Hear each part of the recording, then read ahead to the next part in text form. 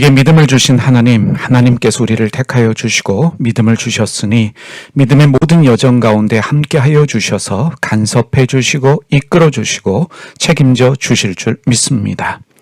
오늘의 나를 보며 좌절하며 포기하지 않게 하여 주시고 날마다 믿음의 주님, 온전케 하시는 주님을 바라보며 믿음에 진일보하게 하여 주시며 하나님을 더 알아가는 은혜 누리게 하여 주시기를 기도드립니다. 때를 따라 도우시는 은혜를 얻기 위하여 날마다 은혜의 보좌 앞으로 담대히 나가는 삶이 되게 하여 주시옵소서. 치유하시는 하나님, 우리의 연약함을 아시는 주님께서 우리의 마음 깊은 곳을 헤아려 주셔서 상한 감정을 만져주시고 치료해 주시기를 기도드립니다. 우울한 감정을 가진 분들에게 주님의 기쁨 주셔서 주어진 모든 일을 열정으로 감당하게 하여 주시고 낙심한 마음으로 절망 가운데 있는 분들이 있다면 주님의 열정 주셔서 소망 가지고 다시 일어나게 하여 주시옵소서. 육신의 약함 가운데 있는 분들 회복하여 주시기를 기도드립니다. 건강을 돌볼 수 있는 마음의 여유를 주시옵소서. 기쁘게 감사함으로 살아가는 매일의 삶이 될 수 있도록 하나님 주시는 은혜가 넘쳐나게 하여 주시기를 기도드립니다.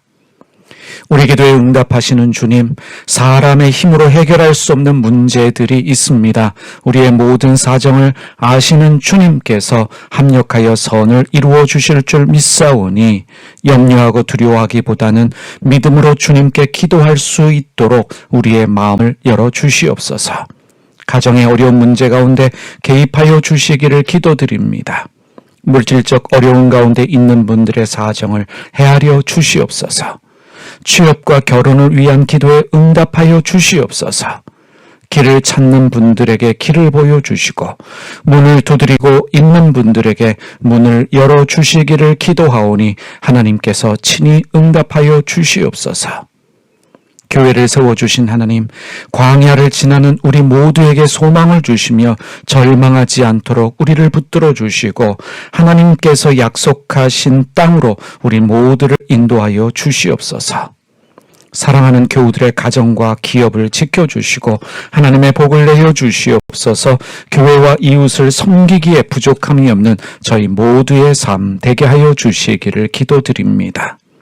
오늘도 함께 예배하는 모든 분들 하늘의 복으로 함께하여 주시며 요한계시록의 말씀 통해서 우리에게 새로운 소망 허락하여 주시며 주님을 더 알아가게 하여 주시옵소서. 우리 주님 예수님의 이름으로 기도드립니다. 아멘.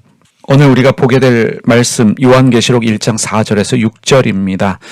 요한계시록의 인사말과 영광송이다 라고 말할 수 있겠는데 이 부분에 하나님과 예수 그리스도에 대한 말씀이 기록되어져 있습니다. 우리가 이 말씀을 통해서 하나님이 누구신지 또 우리가 믿는 예수 그리스도가 누구이신지를 살펴보면서 우리 믿음에 진일보하는 시간 되기를 원합니다. 자, 요한계시록 1장 4절에서 6절까지 말씀 세 번역으로 읽겠습니다. 요한은 아시아에 있는 7교회에 편지하노니 이제도 계시고 전에도 계셨고 장차 오실 이와 그의 보좌 앞에 있는 7영과 또 신실한 증인이시요 죽은 사람들의 첫 열매이시요 땅 위에 왕들의 지배자이신 예수 그리스도께서 내려주시는 은혜와 평화가 여러분에게 있기를 빕니다.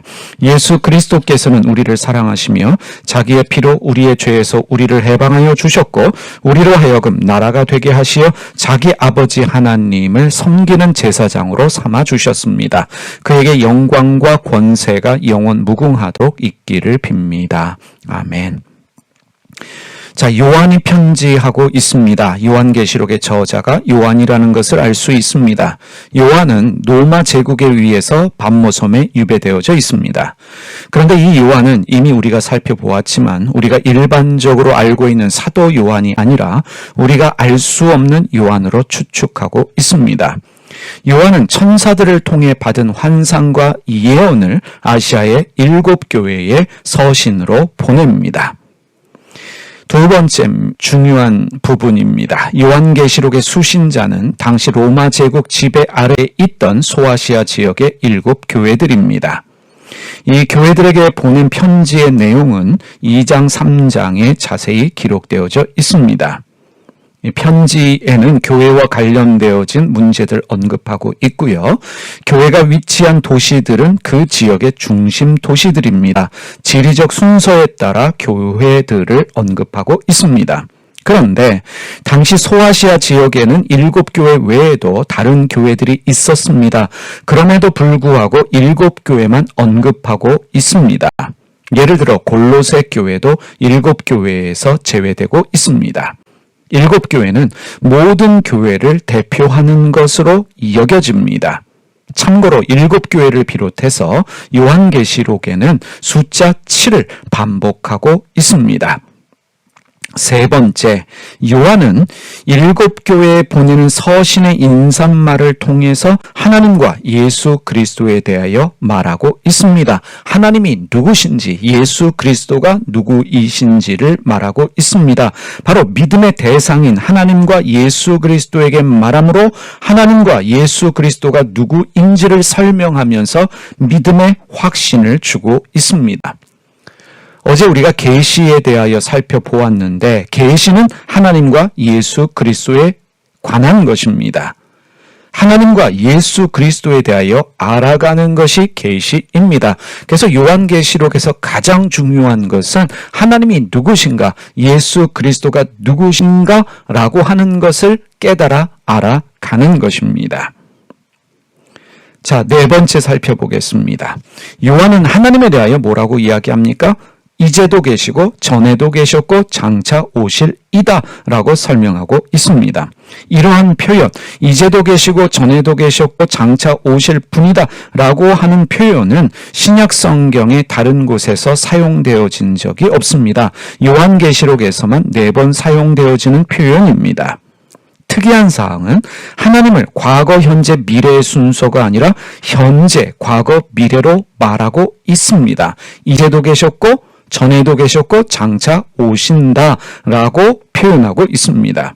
왜 이렇게 표현하고 있습니까? 하나님께서 현재 역사를 주관하고 있음을 강조하면서 과거와 미래도 주관하고 있음을 말하고 있는 것입니다. 다시 말하면 하나님은 영원한 현재 진행형이시다라는 것을 말하고 있는 것입니다. 그래서 우리가 신앙생활을 이렇게 정의할 수 있습니다. 영원한 현재 진행형의 하나님과 함께하는 것이 신앙생활이다. 우리가 정의할 수 있겠습니다. 다시 한번 말씀드립니다. 우리 하나님은 영원한 현재 진행형의 하나님이십니다. 다섯 번째로 보좌 앞에 있는 7영에 대한 부분인데 보좌 앞에 있는 7영, 하나님의 영입니다. 그런데 그 실체에 관해서는 4가지 의견이 있습니다. 신학자들마다 그 의견을 달리하고 있습니다.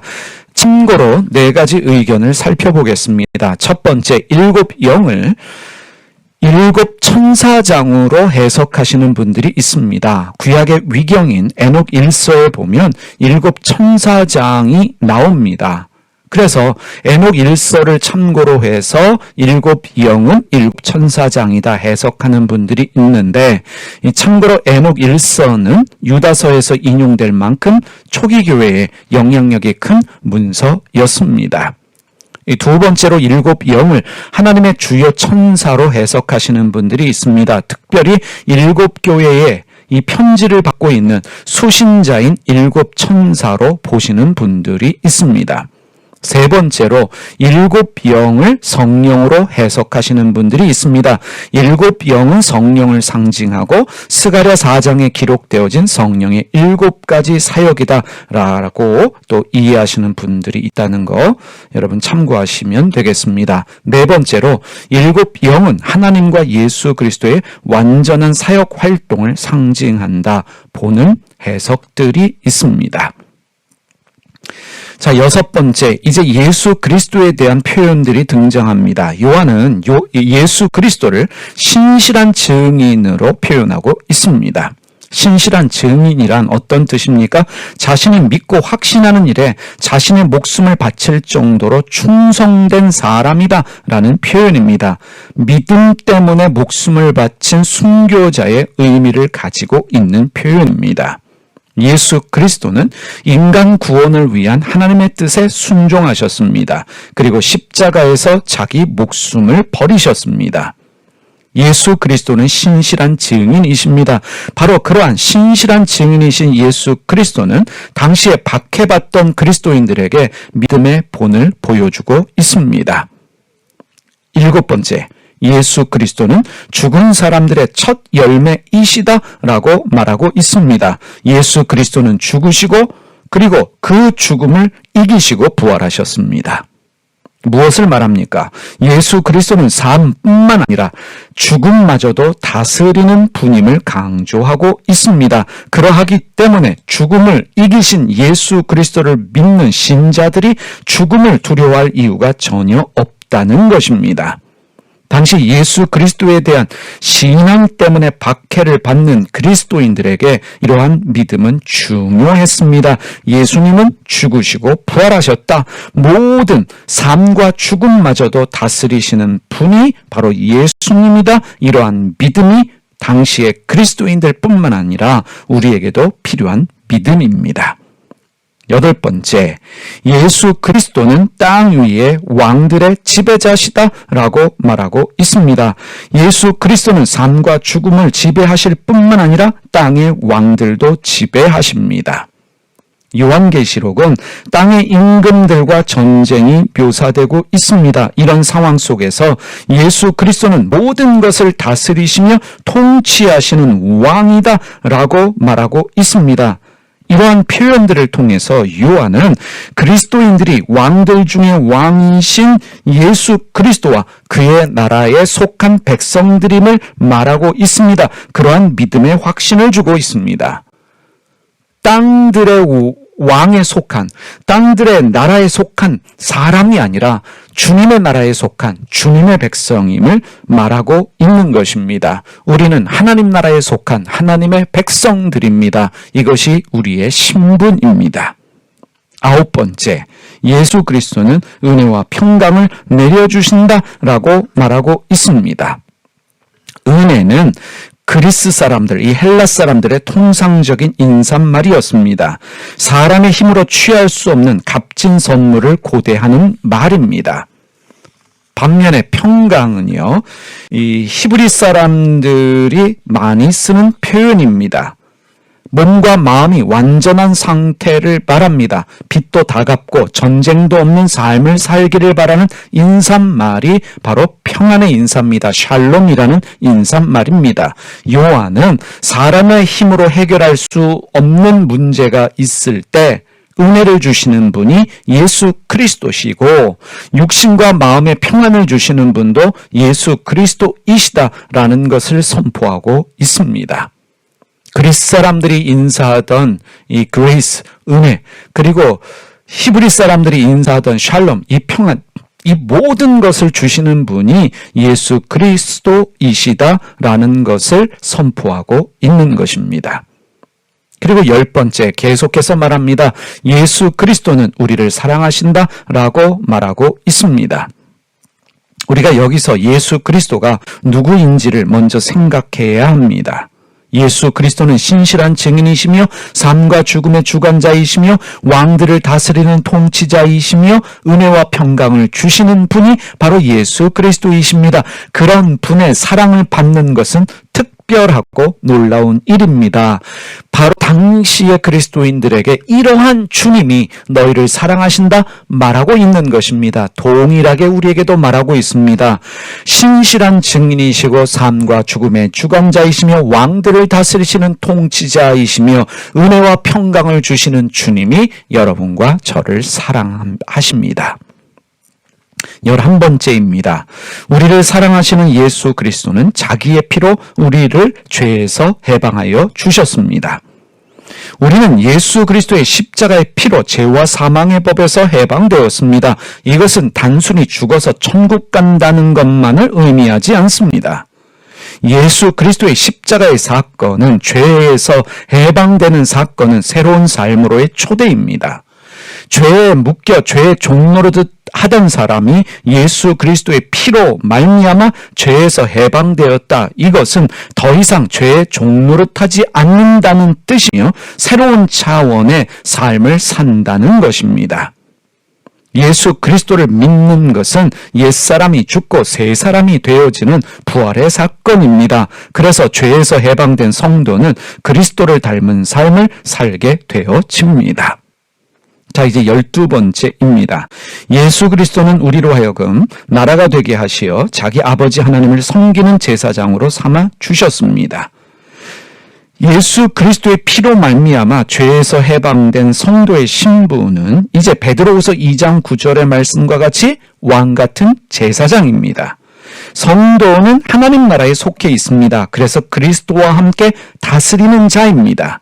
하나님을 예배하는 자들입니다. 그것이 왕 같은 제사장입니다. 그런데 여러분, 이제 다스린다라고 말할 때, 왕으로서 다스린다라고 말할 때 그것은 세상적 개념의 다스림이 아니라 섬기시는 왕으로서의 본을 보여주신 예수 그리스도를 닮은 그리스도 방식의 다스림입니다. 그래서 우리는 이렇게 정의할 수 있겠습니다. 세상에서 그리스도를 닮은 삶을 살아가는 것이 왕 같은 제사장으로 사는 삶이며 하나님을 예배하는 삶이라는 사실입니다. 마지막으로 13번째입니다. 요한은 교회들에게 예수 그리스도에게 영광과 권세가 영원 무궁하도록 있기를 빕니다. 아멘. 이렇게 말하고 있습니다. 그리스도께 드리는 영광의 찬양입니다.